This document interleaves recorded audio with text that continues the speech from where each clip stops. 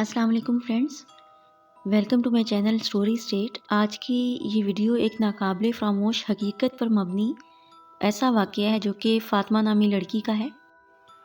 वो कहती हैं कि हमने पिछले साल किराए पर एक मकान लिया था। उन दिनों मेरे एमएससी के एग्ज़ाम्स हो रहे थे और ऐसे दिनों में मकान की तब्दीली ज़हनी तौर पर इंसान को कुछ बोझ लगने लगती है। बहरहाल ये मरहला तय हुआ तो पता नहीं क्यों मुझे ये एहसास होता था कि इस घर की दीवारों से एक अजीब सी वहशत टपकती है। मैं पढ़ने बैठती तो दिल में एक अजीब सी खौफ भरी घबराहट महसूस होने लगती थी। किसी भी काम को करने में मेरा दिल नहीं लगता था। एक रोज़ मैंने खाने के दौरान इस बात का जिक्र अब्बू जी से किया तो पता चला कि सबका यही हाल है। अब्बू ने कहा कि सुबह उठकर रोज़ाना कुरान पाक की तिलावत ऊंची आवाज़ में किया करो। सूरह नास और सूरतुल फल्क पढ़कर चारों कोनों में फूंकने से इंसान बलाओं से महफूज हो जाता है। हमने इस पर अमल शुरू कर दिया। तकरीबन 15-20 दिन तक हम यही अमल करते रहे। किसी हद तक दिल को सुकून ज़रूर मिलता था, मगर घर के वहशत ज़दा माहौल में कोई तब्दीली दिखाई नहीं दे रही थी। हमसे पहले इस घर में जो साहिब रहते थे, उनका इस घर में इंतकाल हो गया था और ये बात हम सबको मालूम थी कि 30 साल की उम्र में वो अचानक दिल का दौरा पड़ने से इंतकाल कर गए थे। हम सोच रहे थे कि शायद इसी बिना पर हमारे दिलों में ये एहसास पैदा हो गया। खैर, हमने कुरान पाक की तिलावत जारी रखी। ये 25 तारीख की शाम का जिक्र है कि मैं यूनिवर्सिटी से पेपर देकर आई थी और हाथ मुंह धोने के लिए सीधी वॉशरूम में चली गई। वहाँ मेरी नज़र फ्लश पर पड़े खून पर पड़ी, जो कि एक ढेरी की सूरत में वहाँ पर पड़ा हुआ था। गैर इरादी तौर पर मेरी चीख निकल गई। अम्मी को जाकर बताया तो वो फ़ौरन मेरे साथ अंदर आईं। फ्लश की टैंकी के नीचे खून देखकर अम्मी और मैं दोनों घबरा गईं। वैसे भी घर में हम 3 अफराद ही होते थे। अभी तक अब्बू भी ऑफिस से वापस नहीं आए थे। ऐसा लग रहा था जैसे किसी ने दानिस्ता तौर पर यहाँ पे खून डाल दिया हो। हम दोनों माँ बेटी घर को ताला लगाकर खाला के यहाँ चले गए और उनको सारा हाल बताया। एक मौलाना साहिब खाला के घर के करीब रहते थे। वो हमें उनके पास ले गई। हमने उन्हें सारा वाक़या बताया तो कहने लगे कि आपके घर में छिपकलियाँ ज़्यादा हैं, उनकी वजह से ऐसा हो रहा है। आप उस खून पर काला कपड़ा और सरसों का तेल डालकर जला दें। ये मंतक हमारी समझ में ना आया कि बेचारी छिपकलियाँ कैसे खून ला सकती हैं।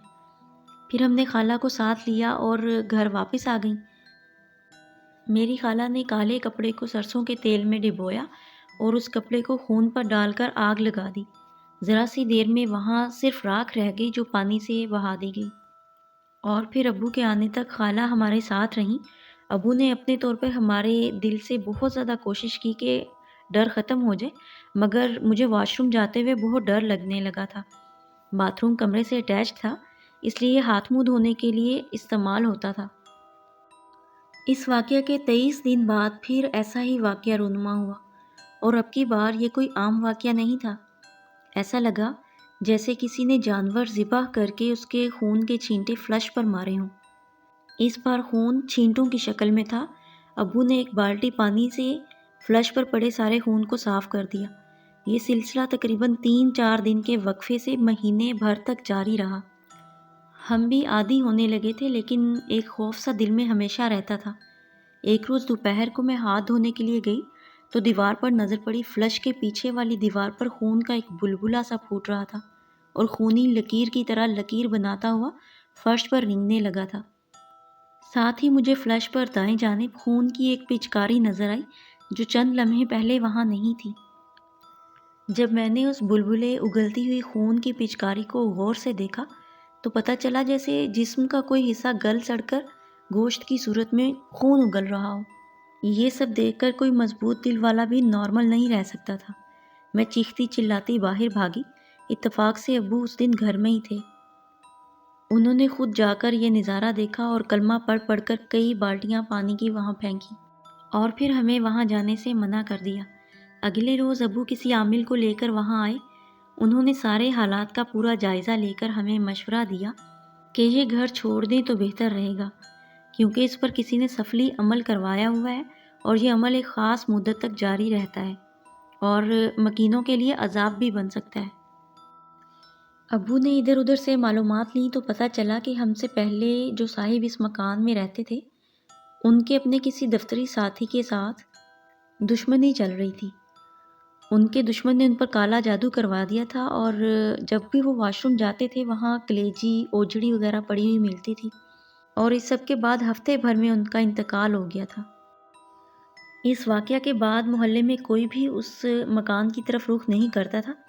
ہم لوگ بھی جب آئے تو سب ڈر رہے تھے کہ اللہ جانے اب ان لوگوں کے ساتھ کیا ہوگا، ان پر کیا بیتے گی۔ اگلے دن ہم نے اپنا سامان پیک کرنا شروع کیا تاکہ ہم یہ گھر ہمیشہ کے لیے چھوڑ سکیں۔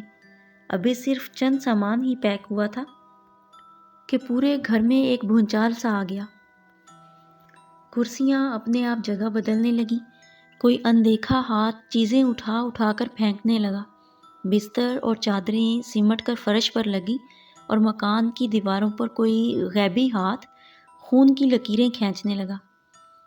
ہم بہت زیادہ ڈر گئے۔ ہمارے شور مچانے پر لوگوں کو معلوم ہوا تو انہوں نے عامل بابا کی مدد سے ہمیں تقریباً 1 گھنٹے کی مشقت کے بعد اس گھر سے باہر نکالا۔ آج تک میں اس واقعہ کو نہیں بھول سکی۔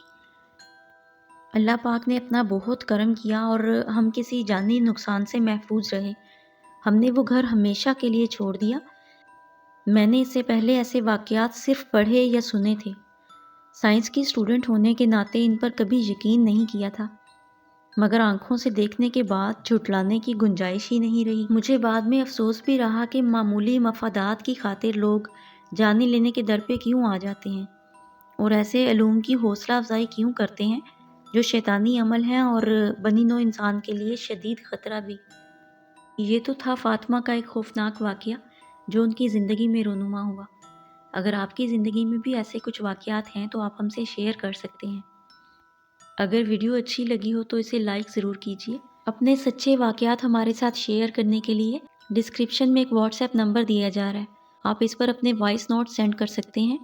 ملتے ہیں اگلی ویڈیو میں، تب تک کے لیے اللہ حافظ۔